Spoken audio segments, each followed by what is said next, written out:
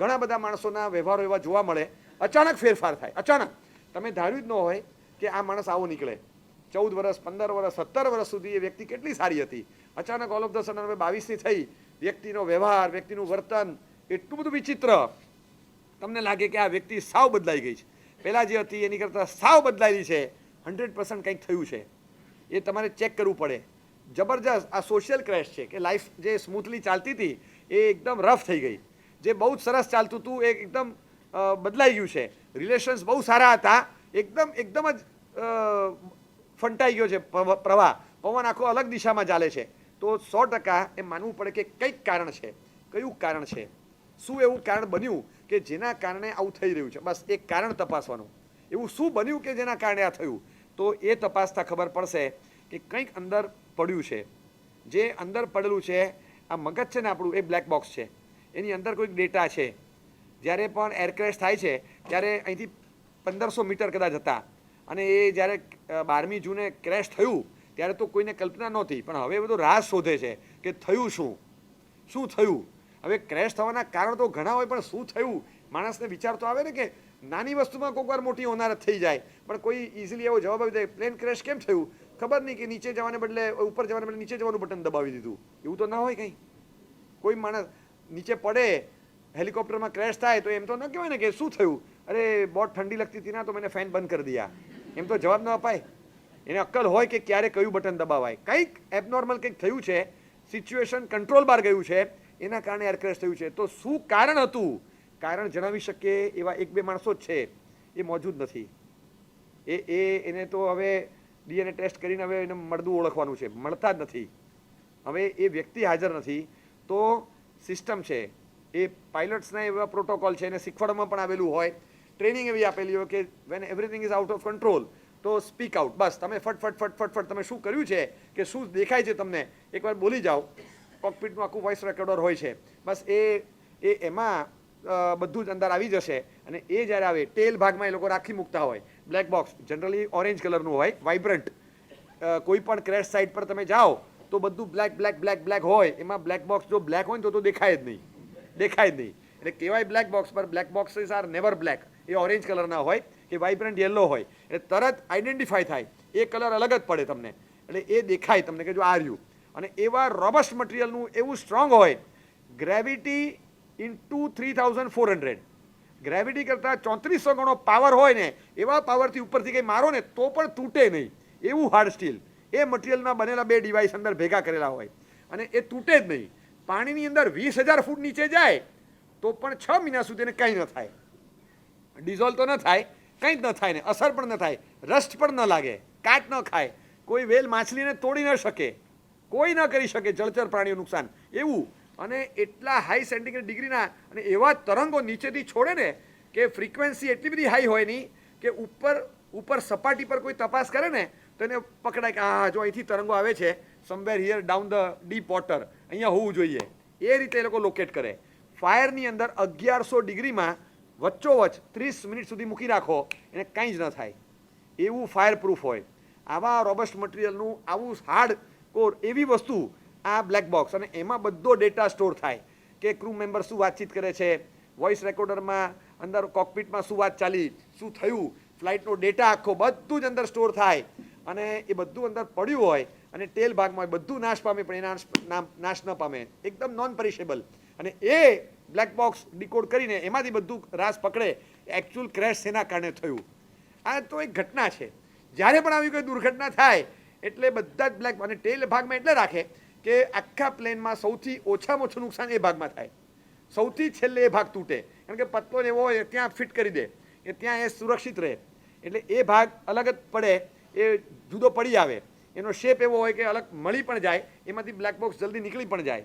અને એ ભાગ એટલો કડક હોય, તૂટે નહીં, ફૂટે નહીં, ડિઝોલ્વ થાય નહીં, રસ્ટ લાગે નહીં, કંઈ નહીં. અને અંદરનું ડેટા એમનેમ રહે.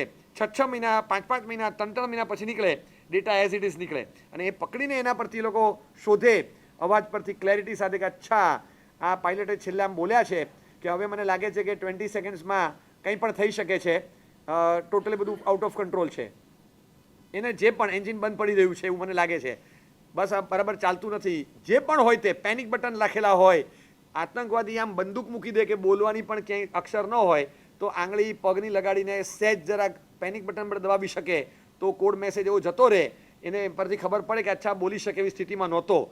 બધી જ અંદર વ્યવસ્થા હોય કે જેટલા સંભવિત સંયોગો છે એર ક્રેશ થવાના એ બધું અંદર આવી શકે, ડેટા અંદરથી મળે એટલે ખબર પડે કે ક્રેશ શેના કારણે થયું. લાઈફમાં કેટલા ક્રેશ થાય જવા, સંબંધોમાં ક્રેશ થાય, સ્વાસ્થ્ય બધા જ. અને ઓલ ઓફ ધ સડન જ્યારે થાય ને ત્યારે આપણને પણ લાગે કે આવું બને જ નહીં. આપણે વ્યક્તિ સીધે જો બાળક આપણે ત્યાં જન્મ્યું હોય, બાળક આપણે બજારમાં પરચેસ કરવા નથી જતા, એવા 100 બાળકો મૂક્યા હોય અને તમને ચોઈસ આપે કે આમાંથી તમને જે સારો લાગે એ તમારો બાળક લઈ જાઓ, તો આપણે ચોઈસમાં જઈએ, બરાબર. બાળક તો કુદરતે જે આપ્યો એ જ છે ને, પણ લાઈફ પાર્ટનર એ તો એવું નથી કે જે આવ્યા એ જ આવ્યા. આપણી પાસે ડઝનબંધ ચોઈસ હતી, એમાંથી એક લાવ્યા જ. ઓલ ઓફ ધ સડન તમને લાગે કે આ કેમ આમ થઈ ગયું, ખબર નથી પડતી. કોઈ દિવસ એવું બને નહીં કે આપણે લાવ્યા ચેતેશ્વર પૂજારા સમજીને અને હવે રિષભ પંતની જેવું એગ્રેસિવ રમે છે. આવું કેમ થયું? આવો નેચર હતો જ નહીં પહેલાં જે નેચર હતો એકદમ શાંત નેચર હતો, એકદમ સભ્ય નેચર હતો, આટલું રફ બોલવાનું નહોતું, એગ્રેસિવ નહોતા, આ નહોતું. નાનપણથી દીકરીને જોઈ હોય, દીકરી એકદમ શાંત હતી, અચાનક 18, 20, 22 વર્ષની થઈને ધડાધડ જવાબ આપે છે, સામે જવાબ આપે છે. આ કેમ થયું? એનું કારણ તમે જુઓ ને, આ બ્લેક બોક્સ ખોલવું પડે. આ એક ક્રેશ છે, તમે જે જોઈ રહ્યા છો એ તો ક્રેશ છે. તમારું ઘર એક ક્રેશ સાઇટ છે, પણ એ ક્રેશ સાઇટ પર તમે ડિકોડ કરો, તમે જુઓ કે what lies in the mind.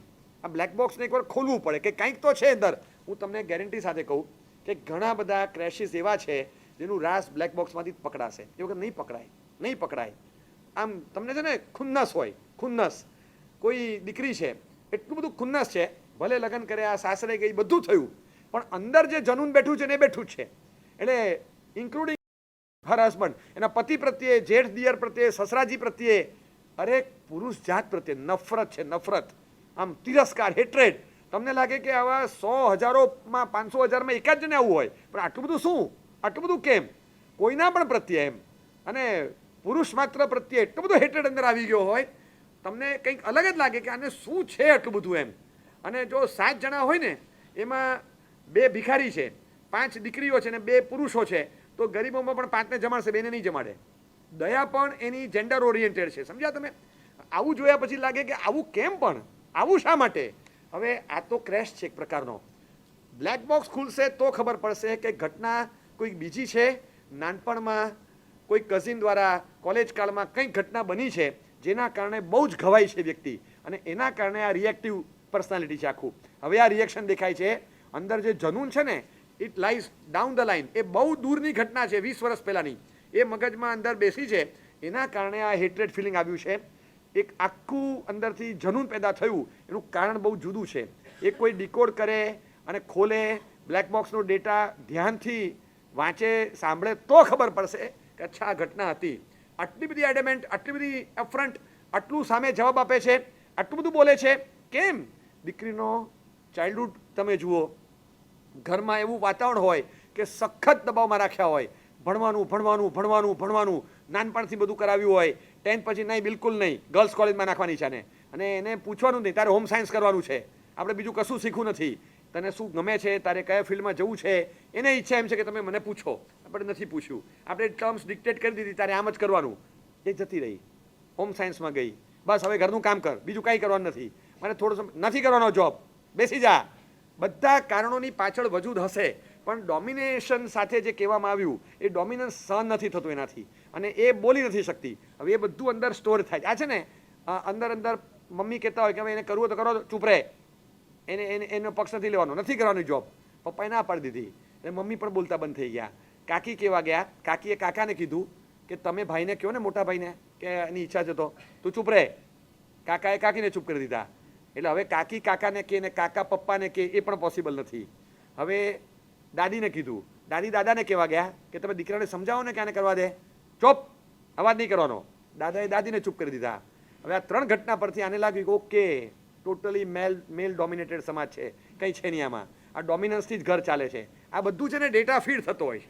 આપણને લાગે કે દીકરી એકદમ આપણું માને છે, એ માને છે કે લાચારીથી ચૂપ રહે છે, એ ત્યારે ખબર ન પડે. અને ચોક્કસ હું કહું છું કે આ જે પણ ડોમિનન્સ હશે ને, એ ડોમિનન્સ ઇઝ ડોમિનન્સ, પણ એની પાછળના લોજિક્સ કદાચ એ લોકોના પણ હશે, એના કન્સર્ન સારા કારણથી હોય, પણ અત્યારે આ ડોમિનન્સ સહન નથી થતું, તો એ વ્યક્તિમાં અંદર જનૂન પેદા થાય, સ્ટોર થાય છે. વોઇસ રેકોર્ડિંગમાં બધું આવી જાય છે. ચોપ, અવાજ નહીં કરવાનો. બસ આ બધું રેકોર્ડ થાય છે અંદર, અને એ આખો ફ્લાઇટ ડેટા અંદર આવે છે. ફ્લાઇટ જ્યારે ક્રેશ થાય ને ત્યારે ખબર પડે કે આ ક્રેશ એમને નથી થયો, આ બધો ડેટા સ્ટોર થયેલો હશે, આ બધું કારણમાં આવે છે અને ત્યારે થાય. બિલકુલ નહીં, નથી કરવાનું. ના પાડીને એક પણ વસ્તુમાં ભૂલ થાય એ એટલા સ્ટ્રોંગ રિએક્શન્સ આપવાના. જમવા બેસે ત્યારે થાળી આ મૂક, થાળી આ રીતે મૂક. થાળીની બાજુમાં આમ અમે છે ને જોયા છે કિસ્સા, કે જે કિસ્સાઓમાં આપણે લાગે કે એટલું બધું જનૂન આવી જાય અને સામું બોલવાની બહુ ઇઝીલી આવડત હોય, ધડાધડ જવાબ આપતા હોય, આવું બધું થાય. એનું કારણ શું કે શરૂઆતમાં આવા બધા પ્રકરણોમાંથી પસાર થયા હોય. જમતી વખતે થાળી મૂકી છે, થાળીની સાથે વાટકી આ બાજુ મૂકવાની, ગ્લાસ જમણાથી જ મૂકવાનો. આ સિસ્ટમ, ગ્લાસ ડાબાથી મૂક્યો તો ભરેલી થાળી ફેંકવાની સીધી. આટલો બધો ગુસ્સો કર્યો હોય આટલી નાની ભૂલમાં. હવે આ બધું મગજમાં સ્ટોર થાય, આ બ્લેક બોક્સ બધું ભરાઈ ગયું ડેટાથી, અને પછી જ્યારે બ્લાસ્ટ થાય ત્યારે ખબર પડે, બ્લાસ્ટ થઈ જાય ત્યારે ખબર પડે. મમ્મી પપ્પા મોટી ઉંમરના થાય, મોટી ઉંમરના થાય, થોડો ટાઈમ આપે તો, થોડો ટાઈમ આપે તો, થોડો ટાઈમ આપે તો. હા, અત્યારે મારી પાસે ટાઈમ નથી, કાલે વાત. બીજા દિવસે આજે બહાર જવાનું છે, કાલે વાત. આજે બહુ મોડું થઈ ગયું છે, હવે થાક લાગે છે, ઊંઘી જઉં છું, કાલે વાત. આજે અરે મહેમાનો આવવાના છે, બધું તૈયારી બાકી છે, કાલે વાત. ટાઈમ જ નથી આપતો, બિલકુલ ટાઈમ નથી આપતો. દીકરાને પોતે અંદરથી સમજણ છે કે આવા સમયમાં વૃદ્ધને મારે ટાઈમ આપવો જોઈએ. ખબર નહીં કેમ નથી આપતો હું, પણ બસ મન નથી થતું. ક્યારેક એને પણ ક્વેશ્ચન થાય છે એના બિહેવિયર માટે કે હું કેમ આમ કરું છું, પણ સમાવ એ એમ જ કરે છે. એ ઇઝ ડ્રીવન, સાયકોલોજી એની એ બાજુ જ લઈ જાય છે ને. એ સમજે છે કે હું કરું છું એમાં કંઈક ખોટું થાય છે, છતાં એમ કરે છે. તો આ કોણ ડ્રાઈવ કરે છે ને?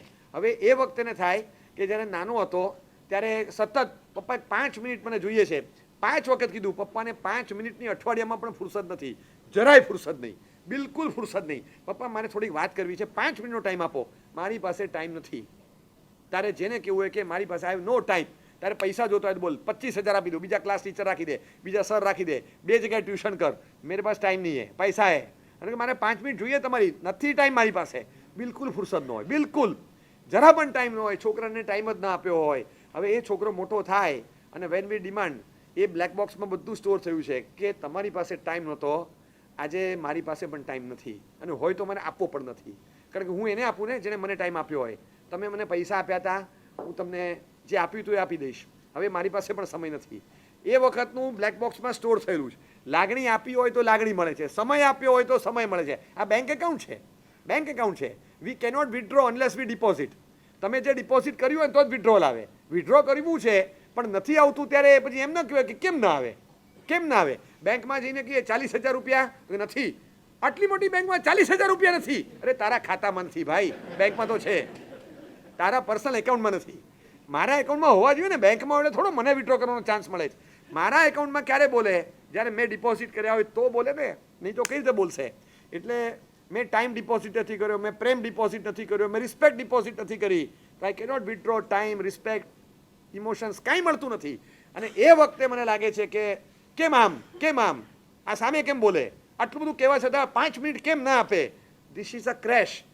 રિલેશનમાં ક્રેશ થાય છે. પણ આ સોશિયલ ક્રેશનું કારણ શું? તો કારણ જોઈને તમને ખબર પડશે કે બ્લેક બોક્સમાંથી નીકળશે રાસ કે હા કારણ આ છે, કારણ કંઈક આવું છે.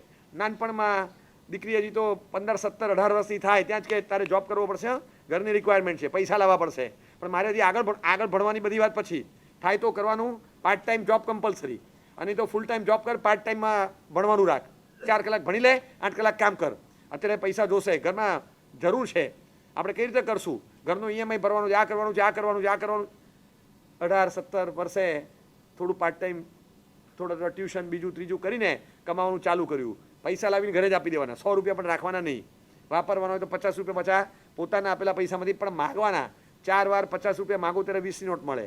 આ રીતે ઘર જોયું હોય પછી લાગે કે આપણો ઉપયોગ જ થાય છે.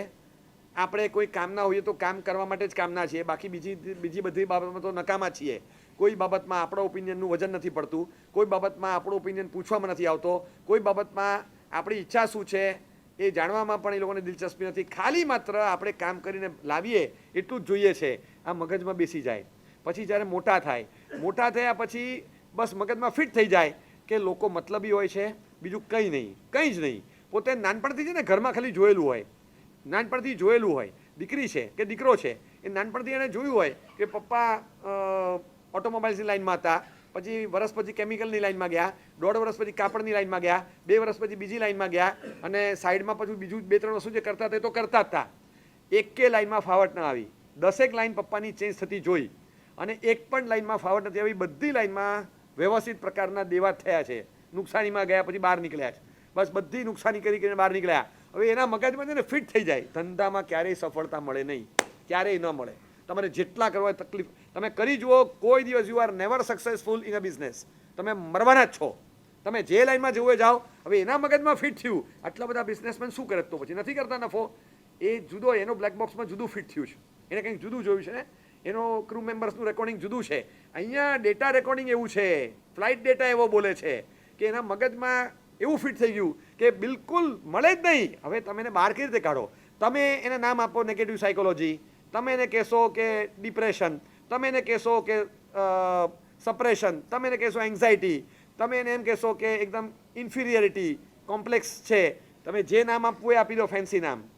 પ્રોબ્લેમ બ્લેક બોક્સમાં છે કે હવે ડેટા ફિક્સ થઈ ગયો છે, અને આ દરેકના અલગ અલગ છે ને, કારણ કે દરેકનું કોન્વર્સેશન અલગ ચાલતું હોય એટલે રેકોર્ડિંગ અલગ નીકળે બધાનું. હવે આમાં આવું નીકળે છે તો 100% અંદરથી ખબર પડે કે આ કંઈક કારણ છે, આ અંદર કોઈ એવું કારણ છે. ઘણીવાર ખબર છે ઢગલાબંધ એવા મૂવીઝ તમે જોયા હશે કે જે મૂવીમાં હીરો કેરેક્ટર ખતરનાક, ખૂનખાર, ગુંડાના લેબાસમાં હોય, એટલું બધું ચોરી ચપાટી ખૂન, એટલા ખોટા કામ કરતો હોય, પછી કોઈક હિરોઈનના પ્રેમમાં પડે, એ એને સમજાવે કે આવું બધું ખરાબ કામ કેમ કરે છે, એને કે આ જ થશે, આમ જ થશે, છતાં એ જેટલું ખરાબ કરે પેલી એટલી એની પાછળ પાગલ થાય, અને પછી એને સમજાવે કે તું સુધરી જા, કે તું નહીં સમજી શકે.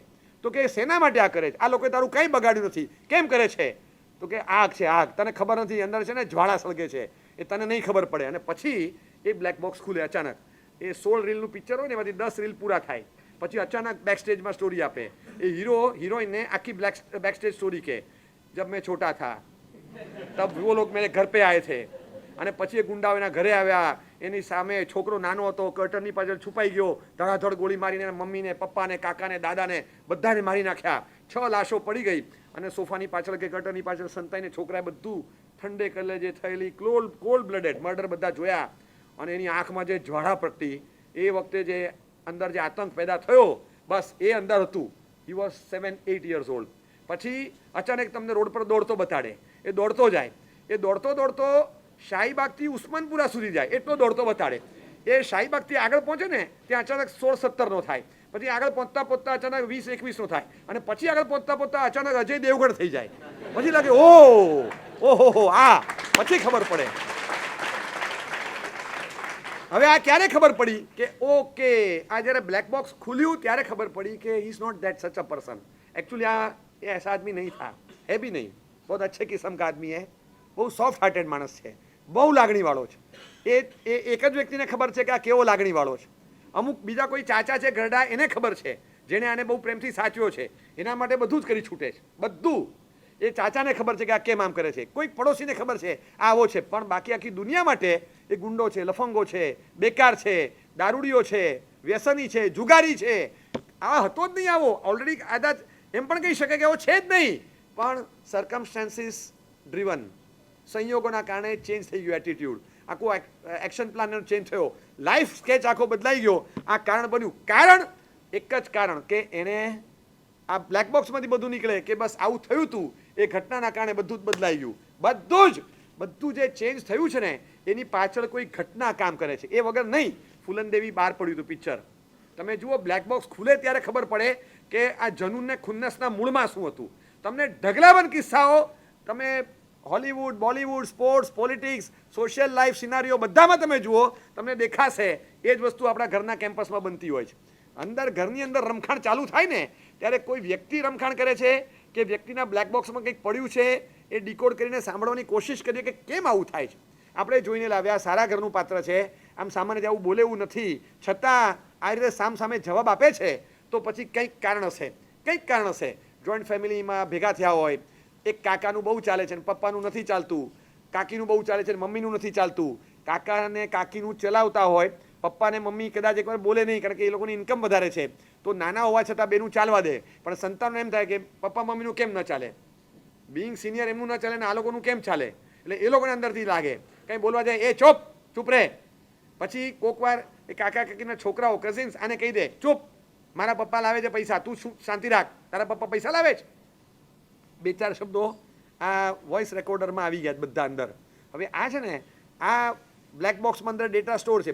મોટા થાય ત્યારે તમે જોવાનું બિહેવિયર કેવું છે, તમને બિહેવિયરલ ચેન્જ દેખાય ત્યારે આમ હ્યુમન સાયન્સ એમ કે છે, માઇન્ડ ગેમ આખી છે આ, એ હ્યુમન સાયન્સ એમ કહે છે કે આની પાછળ કોઈ કારણ છે, કોઈ ઘટના છે જેના કારણે આવું થયું છે. તો કઈ ઘટના, આ જૂનું બ્લેક બોક્સ ખોલીને રેકોર્ડિંગ બહાર કાઢો ત્યારે ખબર પડે કે આવું થયું છે.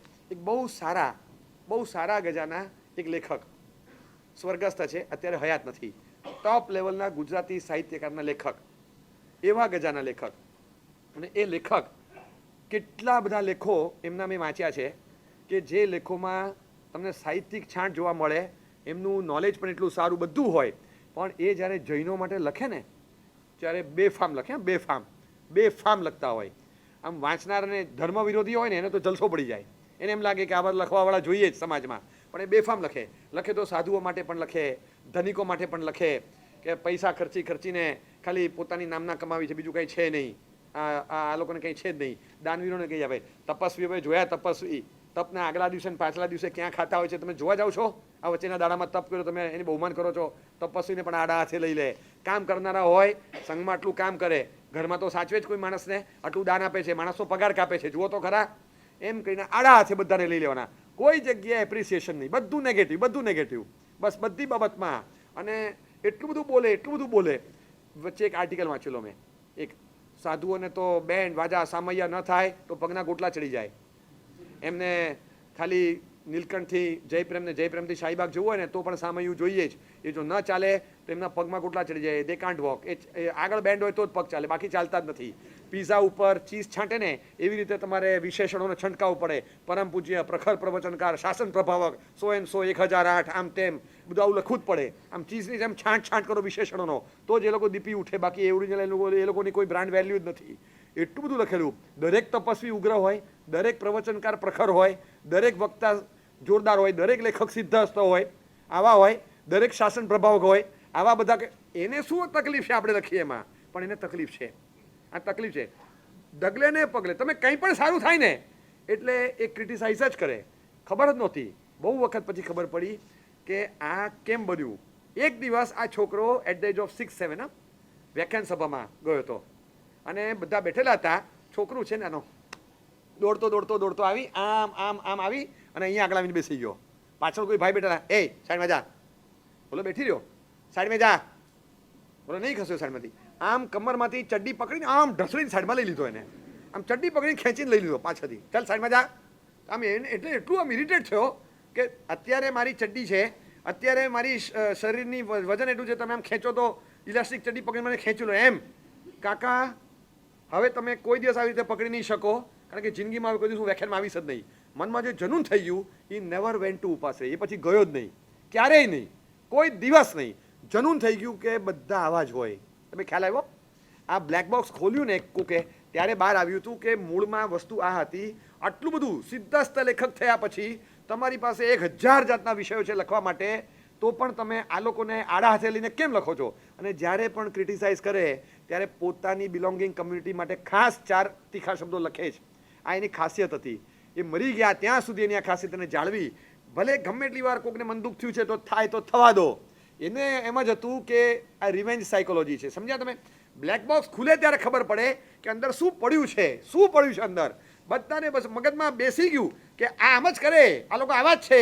એક વ્યક્તિ માટે થઈને કોઈ હીરા બજારના 2-4 જણાએ માલમાં ભેળસેળ કરીને પધરાવી દીધો અને આપણે તો એને ઓળખતા નહોતા.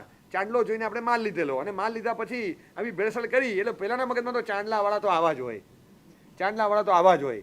આવા લોકો પાસેથી તો ક્યારે વિશ્વાસ નહીં મૂકવો. આખી કમ્યુનિટી પર હાથ મૂકી દીધો એને, કોઈ 2-4 જણા માટે થઈને. આવા બધા નથી હોતા અને કબૂલ કે આવું ન કરવું જોઈએ, પણ ધીસ ઇઝ નોટ કે ડ્યુ ટુ ધીસ. આ ચાંદલાના કારણે આવું નથી કર્યું છે લાલચના કારણે. પણ લાલચવાળા આવા હોય એવું નહીં બોલે, ચાંદલાવાળા આવા હોય. કર્યું છે શેના કારણે? ચાંદલો હતો માટે આવું કર્યું છે કે લાલચ હતી માટે આવું કર્યું? લાલચ હતી માટે આવું કર્યું છે, પણ ચાંદલાના કારણે આવું થયું હોય એવું અંદર રેકોર્ડિંગ થઈ ગયું. ચાંદલાવાળા આવા જ હોય, લાલચવાળા આવા હોય એ કબૂલ, પણ ચાંદલાવાળા જો લાલચવાળા હોય તો આવા હોય અને લાલચવાળા ન હોય તો આવા ન પણ હોય. બોથ ઓપ્શન્સ આર ઓપન, છતાં એનું માઇન્ડ ક્લોઝ થઈ ગયું. ડેટા ફિક્સ, ચાંદલાવાળા આવા જ હોય. હવે જ્યાં ચાંદલો હોય ને ત્યાં નહીં થાય. કોક જૈન માણસ છે, દેરાસરમાં પૂજા કરવા ગયો અને પ્રદક્ષિણામાં એની આગળ કોઈક ભાઈ ફરતા હતા. ઓ ભાઈ, ઓ ભાઈ, સારું થયું તમે મળી ગયા. કે આવું આ 35 લાખ ભાઈ, 35 લાખ લેવાના છે ને આપણે પ્રદક્ષિણામાં મળી ગયા. ભાઈ જ્યારે ફોન કરો ફોન જ નથી ઉપાડતા. ફલાણા ભાઈ છે એ બાથરૂમમાં ગયા છે, ફલાણા ભાઈ છે સૂઈ ગયા છે, ફલાણા ભાઈ છે બહાર ગયા છે. જેટલી વાર ફોન કરો ને તો આ ત્રણમાંથી એક જ ઓપ્શન આવે. આપણે ફોન કરીને એમ જ પૂછવાનું કે ફલાણા ભાઈ બહાર ગયા છે તો કે ના, બાથરૂમમાં ગયા છે તો કે ના, સૂઈ ગયા છે તો કે ના. તો પછી આપો ને, તમારે એમ જ પૂછવાનું. આ ત્રણ ઓપ્શન પહેલાં ક્લિયર કરવા પડે કે આ ત્રણ ના હોય ને તો ચોથો ઓપ્શનમાં અવેલેબિલિટી હોય. ફોન પર આવતા જ નથી, બિલકુલ નથી આવતા. પણ અમે થાકી ગયા, 12 મહિના થયા, ન ફોન પર આવે ન રૂબરૂ મળે. ઘરે જાઓ તો બહાર ગયા છે, આમ કરે છે તેમ કરે છે. હવે તમારે એમ પૂછવું પડે એ બહાર ક્યારે જાય છે તો હું ત્યાં બહાર જઈને મળું. તો કે ના, અત્યારે હમણાં જે ઘરે આવ્યા છે. એ ક્યાંય ન મળે તમને. અચાનક કોઈ તીર્થસ્થાનમાં મહેસાણા સિમંદર સ્વામીમાં દર્શન કરતા કરતા આગળ જ ઊભા હતા. એ ભાઈ પણ સિમંદર સ્વામી મહેસાણા આવ્યા, તમે મહેસાણા આવ્યા અને તમને લાગ્યું કે ચલો ભરતમાં નહીં તો મહાવિદ્યમાં મળ્યા. ત્યાં પકડ્યા એમને, ત્યાં પકડ્યા. અને પછી રૂમ નંબર 14 હું આવું છું. ના, હું હમણાં નીકળું છું. બિલકુલ નીકળતા નહીં, તમે નીકળતા નહીં, બહાર જતા નહીં, બાથરૂમમાં જતા નહીં, સુઈ જતા નહીં. હું આવું છું હમણાં, અભી આયા. તમે રૂમ નંબર 14 પર જઈને પહેલાં ઊભા રહી ગયા કે તાળું ખોલે એટલી વાર. એટલે તાળું ખોલવા નથી આવતા કે સાલા તાળું ખોલવા જઈશ તો આ ભટકાશે. ગમે ત્યાંથી પકડ્યા. 35 લાખ કા ક્યાં હુઆ? અરે મેં કરું છું. જો હવે તું સમજી રાખ, તું મારો ફોન નથી ઉપાડતો, આમ નહીં. એટલો બધો ધમકાવ્યો. ચોક્કસ કે એની પરિસ્થિતિ એવી હતી, એની પરિસ્થિતિ કદાચ હશે, જે પણ હશે તે, અથવા એની દાનત પણ હોય, ખબર નથી. પણ આપણો જે એપ્રોચ હતો ને, વેરી વાઇલ્ડ એન્ડ સ્ટ્રોંગ. અમુક શબ્દો જે બોલ્યા એ પણ બિયોન્ડ લિમિટ હતા. આપણે ફોન પર જે વાત કરી પણ એવી ભાષામાં વાત કરી. હવે તું સુન લે, ये मेरा लास्ट फोन है, अभी किसका फोन आता है तू देख लेना. मैं तेरे को एक बार बोल दिया, हाथ पैर जोड़ के बात नहीं तोड़ के बात करूंगा, समझा ना? हाँ. અને એવી ભાષા બોલ્યા, એના મગજમાં એક છાપ પડી ગઈ. હવે આ બ્લેક બોક્સમાં પૈસા આપે ન આપે બધું પછી, પણ આપણી રિકવરીની જે સ્ટાઇલ હતી ને, એ સ્ટાઇલની સાથે ચાંદલો કે અથવા તો ચાંદલાની સાથે આ સ્ટાઇલ સમવોર મિસમેચ થાય છે. ચાંદલાની સાથે આ સ્ટાઇલ મેચ નથી થતી. ચોક્કસ પૈસા આપેલા છે, પાછા તો કઢાવવાના હોય, એમાં તો ના નથી. પણ પૈસા કઢાવવાની જે સ્ટાઇલ હતી એ ચાંદલાની સાથે મેચ નથી થતી. હવે આપણને એમ થાય કે આવું કઈ રીતે બની શકે? ધોતી ખેસ, કોઈ આતંકવાદી છે અને હાથમાં હેન્ડ ગ્રેનેડ લઈને આમ ફોડી રહ્યો છે, એનું એક પોસ્ટર બનાવવાનું છે. તો પોસ્ટર બનાવનારે એવું પોસ્ટર બનાવ્યું કે આતંકવાદી બગલમાં ચરવડો છે, હાથમાં મુપત્તી છે, ધોતી ખેસ છે, કામળી નાખી છે, પૌષદમાં છે અને હેન્ડ ગ્રેનેડ ફોડે છે. આપણે કે ભાઈ આ ન હોય યાર. આતંકવાદી આ બધું કરે પણ એની સાથે આ વેશભૂષા મેચ નથી થતી ને. એને બીજા કોઈ ડ્રેસમાં રાખવો પડે. એને black tea shirt, black jeans, પાછળ એક બેગ હોય, કસબ જેવો લાગે તો બરાબર. આવો તું યાર અમારા આરાધક શ્રાવક જેવો લાગે અને તું આમ હેન્ડ ગ્રેનેડ મનમાં મૂકે, આના હાથમાં મુપત્તી હોય, આવું બધું ના હોય. આ વ્યક્તિ સાથે મેચ થતું હશે પણ વેશભૂષા સાથે મેચ નથી થતું. એવી રીતે ચાંદલાની સાથે આપણી રિકવરીની સ્ટાઇલ મેચ ન થાય. એને કર્યું છે, એના પૈસા છે, he has the right to recover, પણ એની સ્ટાઇલ બરાબર નહોતી. ચાંદલાની સાથે મિસમેચ થાય છે. હવે પેલાના મગજમાં બેસી ગયું, મેં તો ચાંદલો જોઈને પૈસા લીધા હતા, આ તો કેવી રીતે કહે છે. પછી તમે કોઈક વાર ખાલી બોલો ને, જૈનો આમ, જૈનો તો આવા, જૈનો તો આવા, જૈનો તો દુનિયાના બાદશાહો છે, જૈનો તો દુનિયા માટે મસીહા છે. જ્યારે કોઈ પણ જગ્યાએ તકલીફ આવે ત્યારે સૌથી પહેલાં જૈનો આગળ આવીને ઉભા રહે છે. જો મારા જેવો વ્યાખ્યાનમાં કંઈ બોલે ને, અરે સાહેબ રહેવા દો, આ જૈનો પાણી ઉકાળેલું પીવે છે ને લોહી કાચું પીવે છે. સાહેબ તમે ઓળખતા નથી. આમ સાંભળીને સન્ન થઈ જાય કે શું ઉકાળેલું પાણી પીવે છે, લોહી કાચું પીવે છે સાહેબ, કાચું. તમે ઓળખો છો? સાહેબ જેની પર વી તેને પૂછો કે જૈનો કેવા છે. સાહેબ તમે ચાંદલાનો કલર જોયો છે, ચાંદલાનું કેમિકલ કેટલું જલદ છે ને મને પૂછો. તમે એનો કલર જોયો છે, મેં એનું કેમિકલ ટેસ્ટિંગ કર્યું છે. બહુ ખતરનાક કેમિકલ છે આ, બહુ ખતરનાક. કોઈ દિવસ ચાંદલાવાળાનો વિશ્વાસ ન કરાય. ચાંદલાવાળા આવા હોય. હવે બધા આવા હોય છે. કબૂલ કે 1-2 જણનો એવો અનુભવ થયો અને એના બ્લેક બોક્સમાં રેકોર્ડિંગ છે. હવે એને મગજમાં બેસી ગયું, બિલકુલ નહીં એટલે નહીં. તમે કઈ રીતે કરાવો મને કહો. એની દ્રષ્ટિએ હવે આવા વ્યક્તિ જે છે એ 1 કે 2 કે 5 જણા હોય, બધા થોડા આવા છે, કેટલા એવા છે, ચાંદલો હોય ન હોય પછીની વાત, પણ અંદરની દિલાવરી એવી હોય કે સામે ચાલીને ફોન કરીને કહી દેતા હોય કે જો એક કામ કર, હમણાં તકલીફમાં છે, વ્યાજ ભૂલી જા, મૂડીની ટેન્શન ના કર, તું ધંધા પર ધ્યાન આપ, તું આ બધું ટેન્શન રાખીને કંઈક આડું ઓળું નહીં કરતો, તું ધંધા પર ધ્યાન આપ, હમણાં 6 મહિના તારી પાસે કોઈ માગવાવાળું નથી, બરાબર છે, તું ખાલી ધંધા પર ફોકસ કર, ધ્યાન આપ ખાલી, બસ બીજું કંઈ ન કર. આવું ખાલી એને મગજમાં કહી દે અને એને શાંત રાખી દે, એના મનમાંથી ટેન્શન કાઢી નાખે.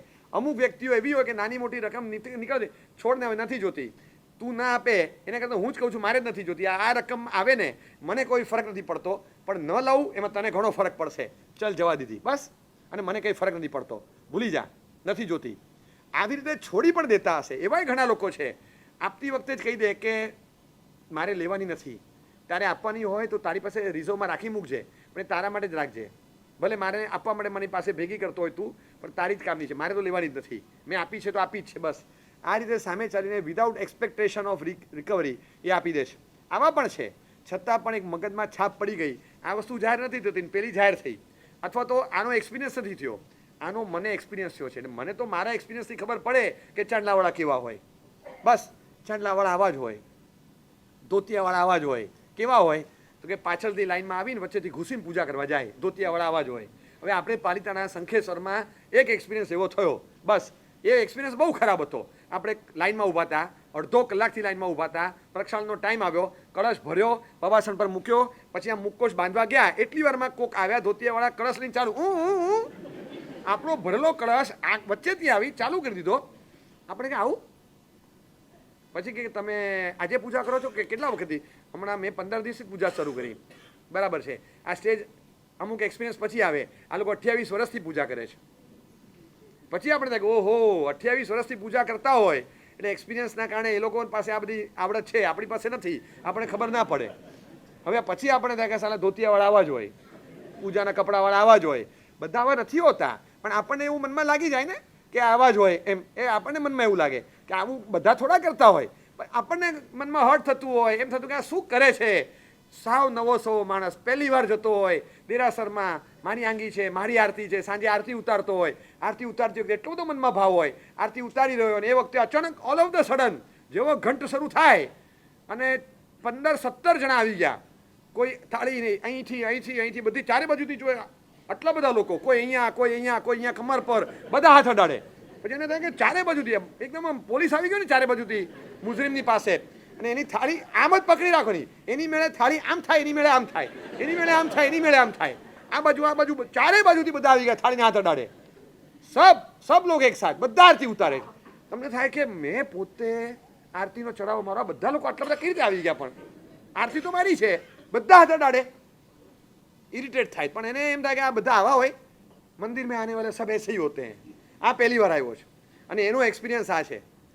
અજૈન જમાઈ હોય, દીકરી અજૈનમાં પરણી હોય, જમાઈને લઈને પહેલી વાર આરતી ઉતારવા ગયા હોય ને એને આવો એક્સપિરિયન્સ થાય, એ શું રાખે મનમાં? એને આગળ પાછળ 50 વાર જોયું હોય ને તો બરાબર, કે 50 વારમાં 25 વાર પોતે પણ આ રીતે હાથ અડાડ્યો હોય, એ સમજે બરાબર, પણ પોતે ફર્સ્ટ ટાઈમ આવ્યો, કારણ કે આપણી આરતી છે એટલે આવ્યો છે, બિંગ વૈષ્ણવ પહેલી વાર આવ્યો છે, અને એને સીધા 40 જણા ચોંટી પડે. એને થાય કે આવું જ હોય કે મફતનો લાભ લેવાનો, 500 મણમાં મારી આરતી છે, હવે મારે કહેવાય બધાને કે ચલો 5-5 મણના પૈસા કાઢો બધા, એમ કહેવાય? બધા હાથ અડાડે. આ રીતે એટલો ઇરિટેટ થતો હોય, મેં નજરે જોયું છે કે સાવ નવો સવો માણસ બ્લેક બોક્સમાં ડેટા સ્ટોર થતો હોય, થાળી લઈ આરતી પકડતો હોય, એ થાળી જ પકડે, એની મેળે થાળી આમથી આમ હલતી હોય, આજુબાજુવાળા લેફ્ટ એન્ડ રાઈટ ખેંચાખેંચી ચાલતી હોય, થાળી હલ્યા કરે. એવો ગુસ્સો આવ્યો હતો ને, અચાનક ઓલ ઓફ ધ સડન उसने थाली छोड़ दी, બંને હાથે થાળી છોડી દીધી. થાળી પડી નહીં કારણ કે 10 લોકોએ પકડી હતી, પણ એને બંને હાથે છોડી દીધી અને અંદરથી આરતી ઉપાડી લીધી સીધી આમ, અને એકલી આરતી ઉતારે.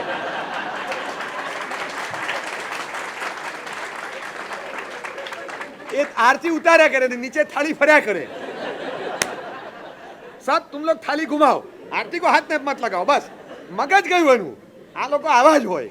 હવે મગજ જ્યારે ફટકે ત્યારે તમે શું કરો? કોઈકને તમે કહેવા ગયા કે કંઈ કામ છે, સંઘના કોઈ અગ્રણી છે, ટ્રસ્ટી છે, કોઈકને કડક અવાજે કહી દીધું આ નહીં, આમાં થશે. ટ્રસ્ટીઓ આવા જ હોય. હવે બધા ટ્રસ્ટી કંઈ આવા હોય છે? સંઘનું કોઈ પણ કામ હોય તો સૌથી પહેલાં પૈસાથી સમયથી એ લોકો ઘસારો વેઠતા હોય. 25 કિસ્સાઓ જોવા જાઓ. સંઘમાં ઉપાસ લેવાનો હોય તો સૌથી પહેલાં પોતે સાહસ કરે, સંઘમાં કંઈ કામ કરવાનું હોય તો પોતે સાહસ કરે, કંઈ પણ હોય તો સૌથી પહેલાં પોતાને પૈસાથી સમયથી બધી રીતે ઘસાવાનું હોય અને એની ઇફેક્ટ પોતાના ધંધા પર, પોતાના ફેમિલીને પણ સમય ઓછો આપવાનું બધું થાય એ નજરમાં ના આવે. ટ્રસ્ટીઓ આવા જ હોય. એક એક્સપિરિયન્સ ચોક્કસ એવો ખરાબ કોકને થયો હોય પણ એના કારણે એ વ્યક્તિના મગજમાં તો ડેટા ફિક્સ થઈ ગયો. હવે એનો ફ્લાઇટ ડેટા શું બોલે છે કે ટ્રસ્ટી લોग सब ऐसे ही होते हैं. कार्यकर्ता आंबेल खाताમાં ગયા, आंबेल खाता में पास लीधो तो कि नहीं, क्या लिखा है 11:30 हो गए, आ गए सब. अगले दिन पास लेने का, नाम लिखवाने का पेड़ी में. तुम लोग 40 लोग आए, 16 जन ने पास लिया, हमने 20 लोग का बनाया है. अभी क्या करने का, 40 लोग आंबेल करेंगे तो कैसे पूरा होगा. એની વાત ખોટી નથી. ऐसे ही चले आते हो. બોલવાની પદ્ધતિ એવી છે. અરે ભાઈ ખાવાનું નથી જોયું, ભિખારી નથી, એમને આવી ગયા, ચાલ ભાગ ઉપવાસ કરી લઈશ, ઘરે જતા રહ્યા. આંબેલનું એકાસું તો થાય નહીં. હવે પચકાણ તો લિયા હુઆ હે, ઉપવાસ તો થાય ને, ઉપવાસ કરી લઈશ. ઉપવાસ ઇઝ બેટર દેન હ્યુમિલિએશન. અપમાન કરતાં સારું છે, કરી લઈશ. હવે તમે એને કહો કે આંબેલ કરું છે, મરી જવું તો પણ ના કરું, તો કે કેમ મરી જવું તો પણ ના કરું, મને નથી કરવું. કેમ નહીં, મારે કરવું જ નથી.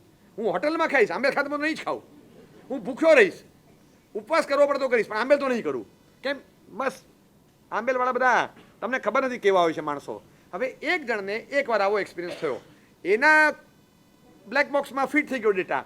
હવે છે ને જ્યારે પણ આવા કોઈ વ્યક્તિ મળે ને એની સાથેનો એનો એપ્રોચ બહુ જ ખરાબ રહેશે અથવા એના માટેની છાપ. હવે નોટ ટુ બ્લેમ, કારણ કે ડેટા અંદર બોલે છે. હવે એ એટલું છે કે ક્રેશ થયેલા પ્લેનનો ડેટા ચેન્જ નથી થઈ શકતો.